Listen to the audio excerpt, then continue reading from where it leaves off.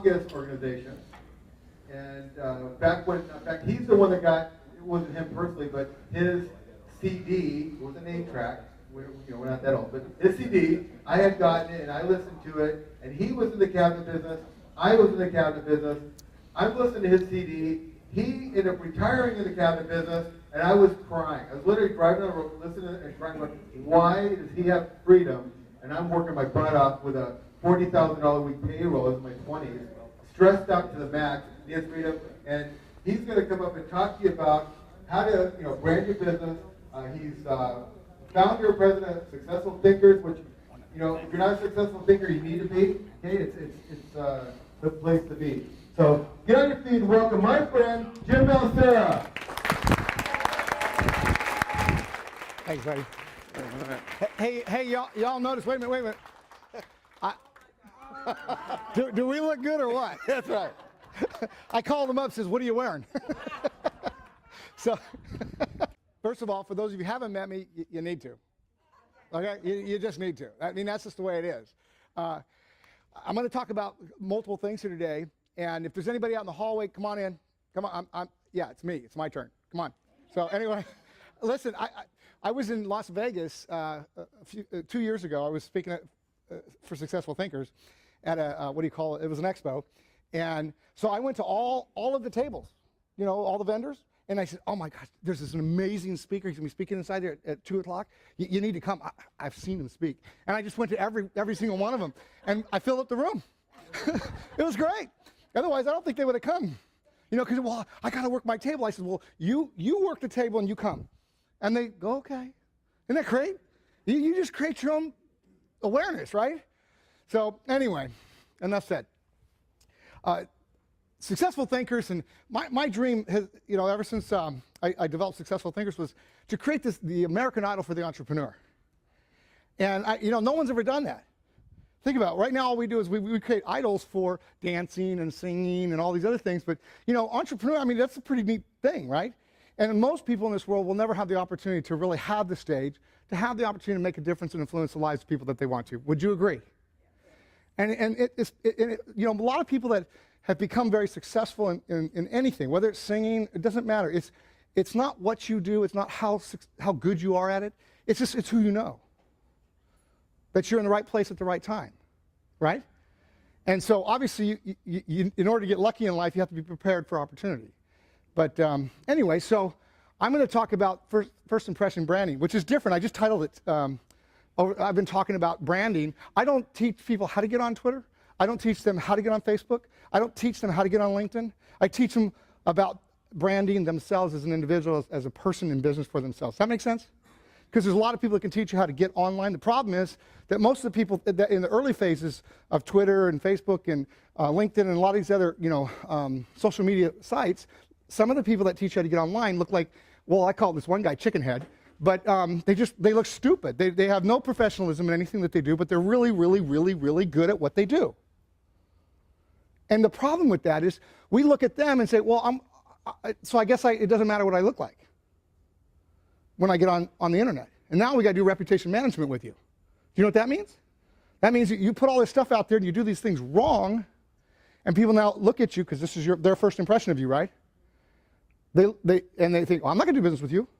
Why would I want to do business with someone who looks weird, has all these weird postings going on? Are you following me? Are you getting what I'm laying down? I heard someone say that one day, and I just love it. Are you getting what I'm laying down? Maybe you're not laughing at it, but I am. Okay, so anyway, so first impression branding actually it accompanies a few things. Number one, your posture. Well, I'll get to it. Oh, I do have it on there. There's a difference between the truth and lying in advance, or telling the truth in advance. Your posture needs to be one of success, even if you haven't been there yet. Does that make sense? Because you have to see yourself there, right? So when you're talking to somebody, that's part of your brand. That's part of branding yourself. They need to know that you know where you're going, because there's always going to be followers, but you got to be a leader if someone's going to follow you. Your facial expressions, is your facial expressions one of worry and doubt and fear? Or is it one of, hey, follow me, I know where I'm going. And I'm going to go fast through this because we don't have time to really dive into it. But these are very, very serious points. Very serious points. Body language. What's your body language? Is it one of interest? Are you paying attention? Is your body language, like, are you interested in something else that's going on somewhere else? Are you looking at somebody else and you're not paying attention? Is your body language projecting something that is strong and convincing? Okay? And if you don't feel comfortable with that, let me tell you something. You practice it. You look in the mirror every day and you practice it every day. Because if you're not where you need to be, then you need to get yourself there and you practice it. I don't care if it's in the bathroom. I don't care where you practice it, but practice it. Eye contact. How is your eye contact? Are you focused on the person that you're talking to, or is your eyes wandering again? Do you know what it feels like to talk to somebody who's not listening to you? It's like, I'm here. I'm right here in front of you. But they're over there. They're standing here, but they're over there. And it doesn't feel good, does it? Well, think about it from your perspective. If you're having a communication with someone that you want to talk to them about them or the business or whatever it is, don't interrupt. Notice I spelled out in capital letters, stop it. Some of us are really good at, they're talking about something that you relate to, and can't wait till they stop talking, because as soon as they stop talking, you're going to tell them what you're going to tell them. No, it's about them. But you want to make it about you. And this is all, it's really interesting. When I talk about building relationships and stuff, I've noticed that we have to break habits. And these are, we've lived these habits all of our life. When we were growing up, we couldn't wait to tell our parents or our friends, what we just did. And the problem is, because it's human nature, is we always want everybody to know about us. But if we're in business and we're building relationships, we've got to start off by getting their trust in us. And so how are we branding ourselves? Are we branding ourselves as someone who just always interrupts, is rude, to the core, always talks about how they did more than you did, or what? You following me? Did I just turn that off, Dennis? What did I do? I'm expressive. You have to forgive me. Now Dennis is going, oh no, what'd you do to my computer? Okay, well, here, I'll tell you what. I won't touch it until you get it fixed. Oh, okay. Okay, now let me go back to telling the truth in advance. Now, there's somebody in this room here, you're just as honest as the day is long, right? And you just could never say something that would be incorrect. Well, there's a couple ways to do things. You can tell a white lie, which is the truth in advance, or you can lie. And let me explain myself. A lie is someone who's full of themselves, and they're telling them that I've done this and I've done that, and I make all this money, and outside they have a car that's got dings all the way around it. They've never been successful in their life, but they just are so full of themselves that they have to tell you how great they are all the time, and they never listen to anybody. Does anybody know anyone like that? Okay? Telling the truth in advance, this is another way of saying the same thing. Well, I've been on my journey. I'm really close to getting this thing dialed in and getting it done. The things that we've got laid out right now, I'm telling you, we're looking at our future home. Do you see? I'm saying the same thing, but I'm leading into it rather than telling you I'm there. And I'll never forget one time somebody came up to me and they said, "You lied." And I said, "No, I didn't. I told the truth in advance." I said, "A lie is a liar." I said, "I don't lie about anything, but I'll tell you where I'm going. And I know where I'm going, and if you want to go, you better get on the train." And wow, they got on the train. That has to do with my posture. And I've listened to a lot of tapes, not 8-tracks, tapes. I just don't want to go into 8-tracks, man.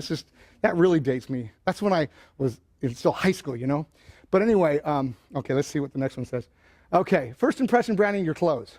Okay, this is kind of an interesting one because I never wore jeans before. Really, I didn't. I would never go to a meeting and wear jeans. But I do now. And so it's like, okay, Jim, should you wear a suit and tie? Should you wear jeans and a nice shirt and a suit jacket? But I'll tell you what you don't do. If you want to do business with people, you don't wear your shorts. Are you following me? At least be presentable. You don't have to wear a suit and tie. I mean, Dusty, stand up. You know what I like about Dusty? He's got his jacket off because he's sitting down. Everybody give Dusty a hand. Clap.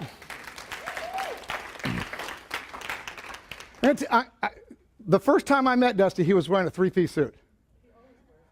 And yes, he does. And I was so impressed because here's a young man who's now 25, just turned 25, and he knows where he's going. He doesn't need a suit to tell you where he's going, but for him, that works really well because he's dealing with a lot of young entrepreneurs, and they'll have a lot more respect for him. Does that make sense? I bring this up because we've seen such a transformation, especially in the state of California. As I've traveled around the United States, it's interesting. A lot of states have not caught on to our gig here. They don't wear jeans at a lot of the meetings. They do wear suits and ties. I'm serious. It still does exist. All right? Be clean. What an amazing concept. Can you imagine being clean? I mean, how many women want to walk up to a guy that looks, you know what I'm saying? Okay? Your clothes should be organized or color coordinated. Can you imagine? I have seen people, including myself, because I'm not really good at colors, but you know what? Call Mel and he'll tell you what to wear. You know, I'm serious. I ask for opinions. My daughter has dressed me more times than you know, okay? Because here's the thing that I've learned. People judge you. And you know, if I'm going to be judged, I want to be judged at least a little better than the way I would have presented myself. And so I'm conscientious about what my appearance is like. I'm not necessarily, I don't wear the suit and tie gig. I do wear it once in a while, but not today, okay? That doesn't mean I'm a bad guy and you're not worthy of it. I'm just saying that is what it is today. But I do believe in the suit and tie. I've never stopped it. I just, you know, you need to think about how you present yourself with your clients depending on the type of clients you're trying to build. First impression, Manny, do you stink? I'm going to say it. And Maurice is smart. He's smelling himself.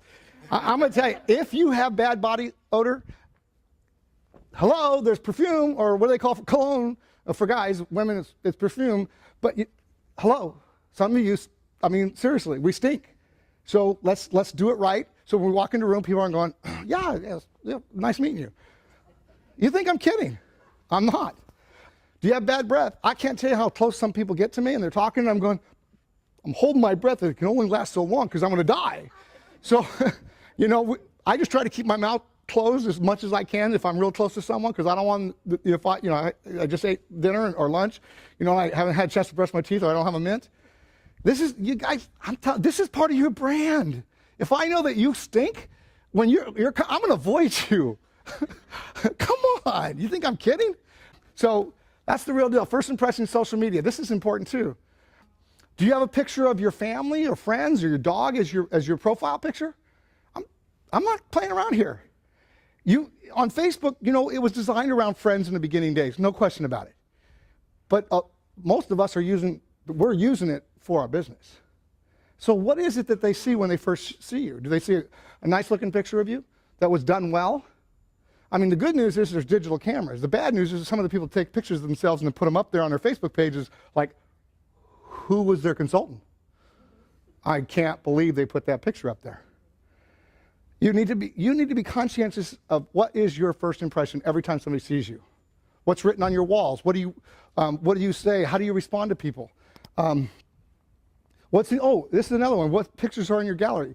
Every time I have somebody who puts pictures on my wall that I realize, well, that wouldn't look good in my gallery if someone was checking me out, I delete them.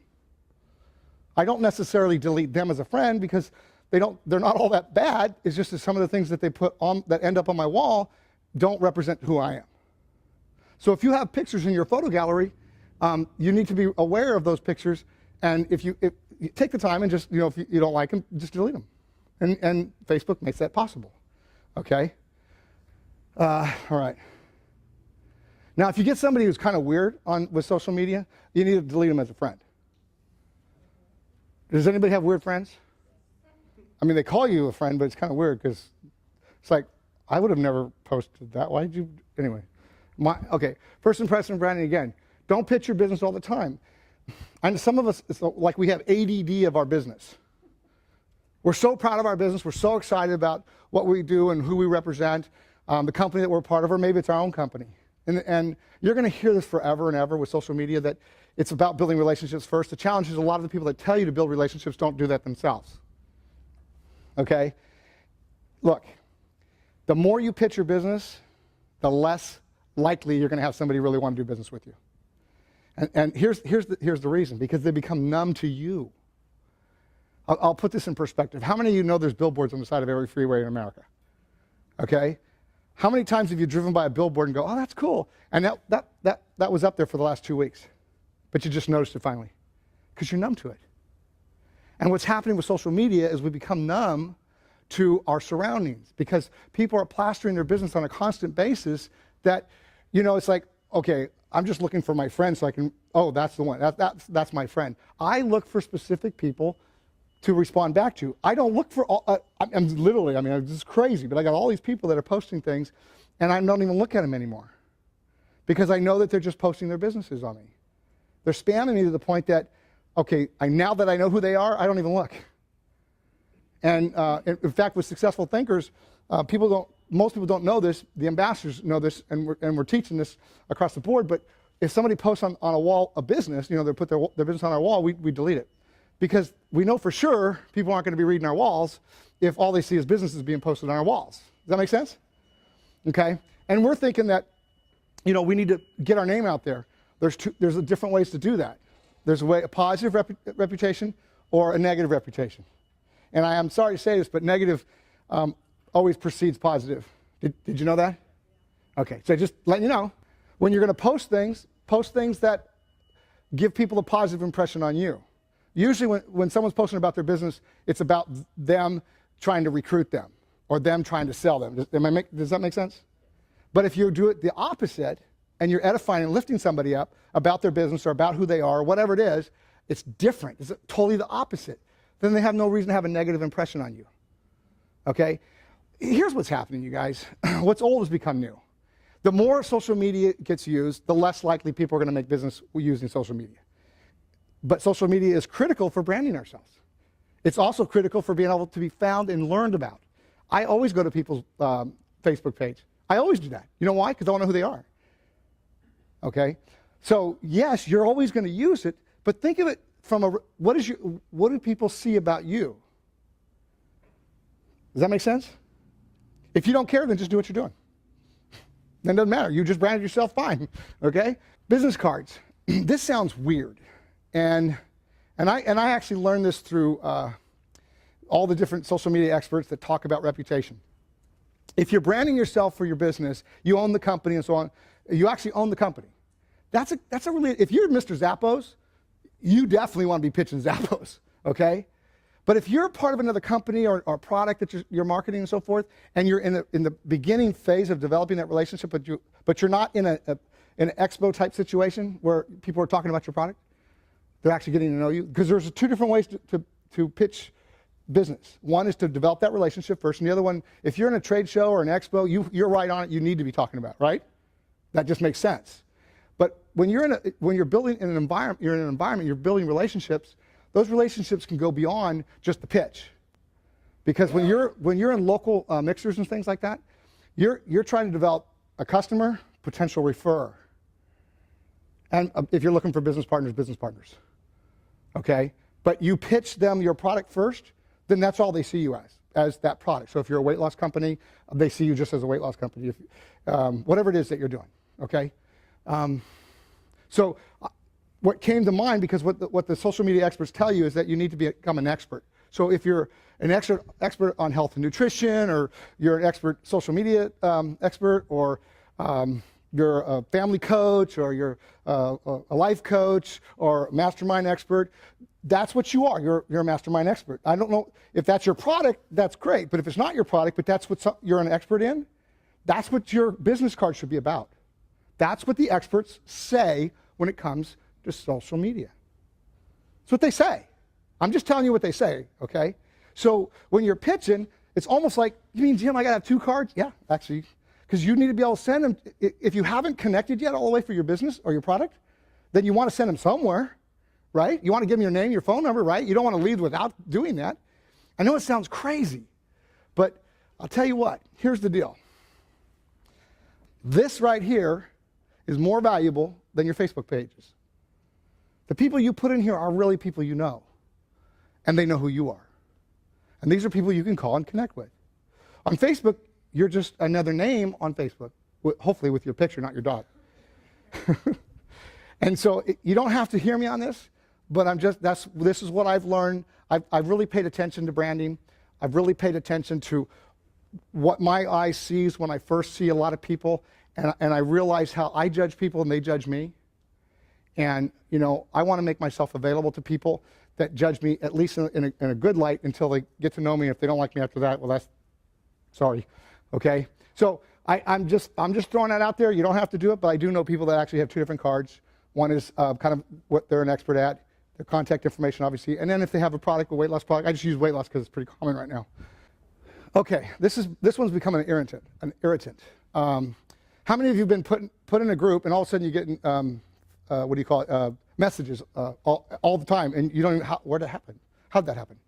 Well, what happened is Facebook changed the rules, and they went from, like, they did 180. They were kicking people off of Facebook like nobody's business for doing things, and now all of a sudden they let you do the most radical thing. They let you build a group and then pull people into the group so that you can spam them. Now tell me how weird that is.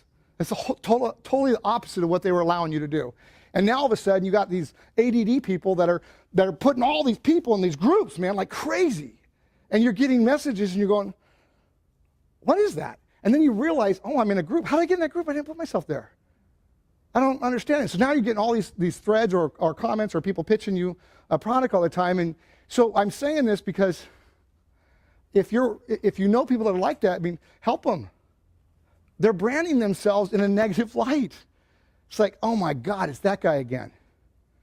Okay, a little education, a little social media education. This is what's really interesting. Let's say you start up a group, you put, let's say 50, 100 people in there, because you could probably put 1,000 people in if you got time, right? Right? And you get 3 or 4 people commenting back to you in a positive light, because they understand how to use social media and they understand that, you do say positive things and everything. But you got another 1,000 people that you put in there that are going, I don't want to be a part of this. But you're thinking, I got people telling me I'm cool because they're responding to my thing. No, you're not cool. You got 3 people that are just working with you. That doesn't mean the other 997 people like you. Are you following me? Okay, just trying to make clarity in this thing. Networking is an art, okay?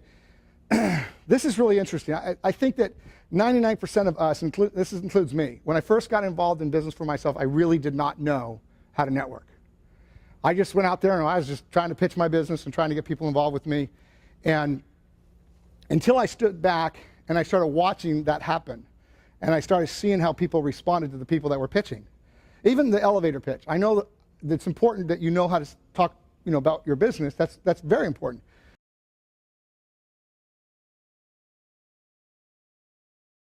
Anyway, long story short, she walked up to me and she goes, Jim, can you believe this? That guy over there, he was giving me his business card, telling me all about his business. He never even asked me one time about me. And I'm going, wow, you're pretty radical. And then I thought, she's right. Because that's what we taught her.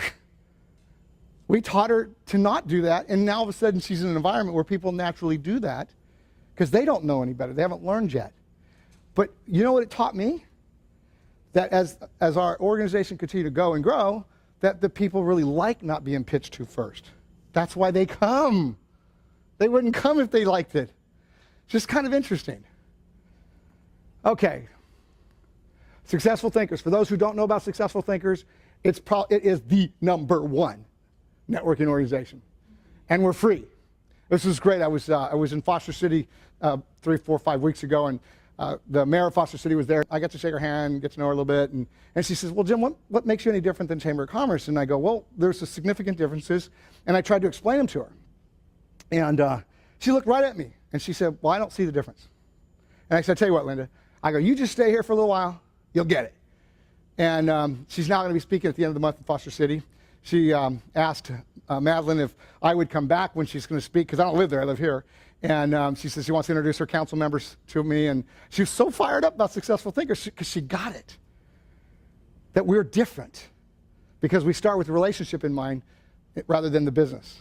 What's really interesting, and I think the internet has really done us a disservice as well as a favor. They've done both. It's a double-edged sword in a way. Because the internet has really brought the world to us really fast, would you agree? At the same time, it's taken the world away from us. And people that are really good on the internet that can actually get themselves to the top of the internet and things like that end up, was it Bill Walsh that said it today? I think he said 91% of the business is done at the first page or the top first page, thank you. And that's important to know. So that means, I don't know if you know this, but there's only 10 spots on the first page. That's it, 10 spots. Okay? Do you know what I just told you? I just told you that if there's only 10 spots on the first page and 91% of all the business is done on the first page, it's on the internet, that means the rest of the 350 million people in the United States are not on the first page. So that means what I'm talking about is very relevant. Because if you want to do business, you need to do business the old-fashioned way. Because posting and all the other stuff is not making the difference, okay? So I thought that was kind of cool when he said that. The other thing about networking platforms, and this is interesting to know, because you've got the BNIs, the Tips, the Chambers, the Kiwanis, blah, blah, blah, all the other ones. And then you've got Meetup.com, and Meetup.com says anybody can have a networking, right? Which is great, because it's really allowed the entrepreneur to really take hold and say, hey, I'm over here, you can find me in Citrus Heights, or you can find me in Rockland, or wherever, except for one thing. Their influence is only as far as they can reach. Now, I don't know if you understand what I just said. Their influence is only as far as they can reach. So if they're really good at what they do, and they can get 10 people to come because Meetup.com, gave them access to people that said, oh, I want to learn about that networking group. 10 people. Successful Thinkers says, no, we're organized. We've got a platform that people want to be a part of. It's free. We've created a culture and a family. And you'll do more business with us than any other organization out there, because people are drawn to what we're about, because we build the culture of the family. And does anybody know that people buy more from the family first before they buy from outsiders? Linda Asbury, she's the president of the San Mateo Chamber of Commerce. She was our guest speaker yesterday in Foster City. I went for that because I wanted to meet her. We had a great conversation. She's got me speaking at their expo. They expect about 3,000 people there. About 3,000 people there, and there's only 2 keynote speakers, and I'm the second one at prime time. I didn't even meet, Madeline made that happen, or somebody in Madeline's group made that happen. It's like, wow. So I wanted to go and shake her hand. And she's awesome, and she talks about the community and how we got to get back to the community. But, she talked about how we've got to spend our money locally, and this goes back to the internet. 75% of the things that you and I could spend money on, we can buy on the internet. So that means 25% is more tangible stuff that you probably can't get online. But what happens when we spend our money online, we take the money immediately out of our local economy, immediately, because we don't know where that company resides. So that means there's no tax dollars, and those dollars don't reside here, so that there's no money to go to the restaurants with, there's no money to I don't know, whatever, just do things, pay your rent, your mortgage, your car. You follow me on this? So the whole concept today, things are changing because of the internet, not just because of the economy, because you got to include the internet on this thing. The economy might be not good, but because of the internet, we're drawing ourselves away. And so we've got to become loyal to our local economy. If I'm going to go back to the weight loss product. If I am going to buy a weight loss product, by golly, I'm going to buy it from somebody I know locally. Now I'm going to do it on purpose. Because I'm not only am I helping him or her, I'm also helping my community in the process. Now we've got a cause. It's different when you have a cause. See, when all you think about is yourself, you're thinking about how much money you can save. But when you have a cause, now it's like how many, well, actually, I think the slide might be next. Okay, that doesn't come out very well, but those are foreclosure signs and people standing in line. But this one is a great example of what my message here. This picture, you can't see it, but this is a direct result of catastrophic events. Whether it's a tsunami or it's a fire or it's a flood, something happened and many, many people were devastated. Maybe they lost their homes, maybe they lost their jobs. Something happened in their life, and no longer could they make money, nor could they couldn't provide for themselves, and maybe they didn't even have a home to live in because of whatever happened, the catastrophic event. And what happens to a community? Money isn't even talked about. What's the first thing that you do? I know you and I are the same in this one. We will roll up our sleeves. We'll say, what can I do to help? You'll stand in a line where you're bagging the banks of a river to stop the flooding. You'll go over there and help somebody out. You'll give them food. Do you understand what I'm saying? We don't even think about the costs because now we're community driven. Now our heart's involved. And all of a sudden, money has nothing to do with our world anymore. Because you're the most important thing. I want to help you. That's why I'm here. Well, now, in my opinion, what's going to save this economy, what's going to get us back on our feet, is we come together as a community again.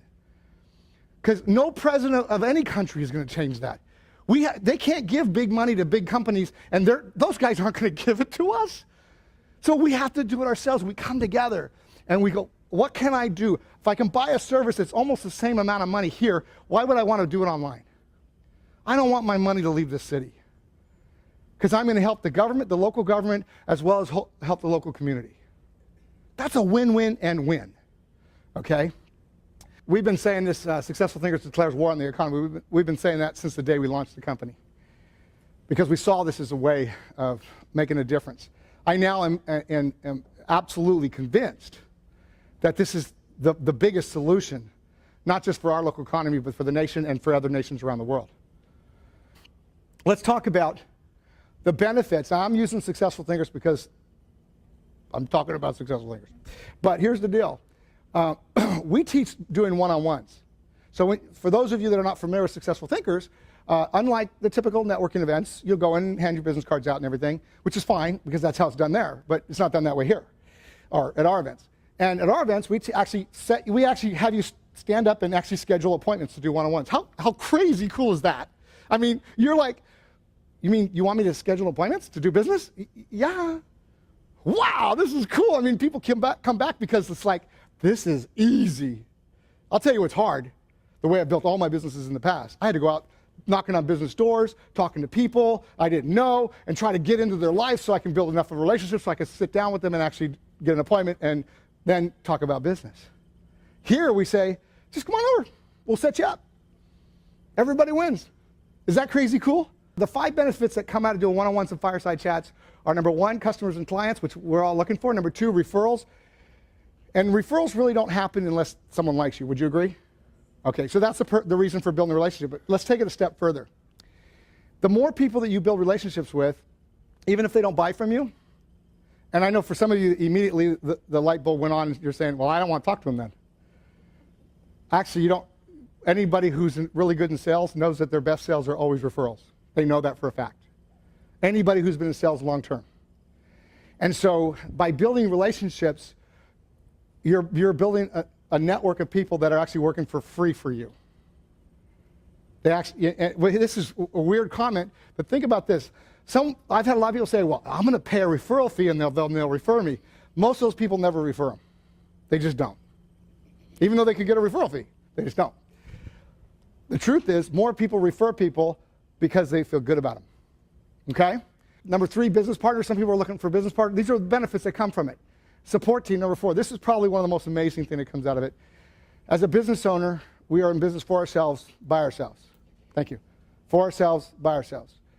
But in Successful Thinkers, because we're a family, we're in business for ourselves with a network of people that want to support us. And by doing one-on-ones, that you now find someone who might like you, because now they know you. Okay? And number 5, accountability partners. I mean, a show of hands of people in this room here that you've been in business for yourself, all by yourself, for a long time. Raise your hand, please. Some of you just won't even admit it, okay? That's okay. It's a lonely road. It's a really lonely road. And to know that somebody cares. I think my network of people today that love me and care about me is bigger today than it's ever been in my whole life, because I got a chance to meet people and to actually get to know them on a personal level and find out about their grandkids. And then accountability partners, quite honestly, accountability partners are people that you've gone another level with, someone that can hold you accountable to your goals. Because sometimes your spouse can't do that. Would you agree? Okay, so having an accountability partner is hard to find sometimes. You know, the thing you're going to find out about Successful Thinkers, you're going to have more relationships, more friends, and more people that actually will help you build your business and change your life. God bless you, and thank you for the opportunity to share. Thank you.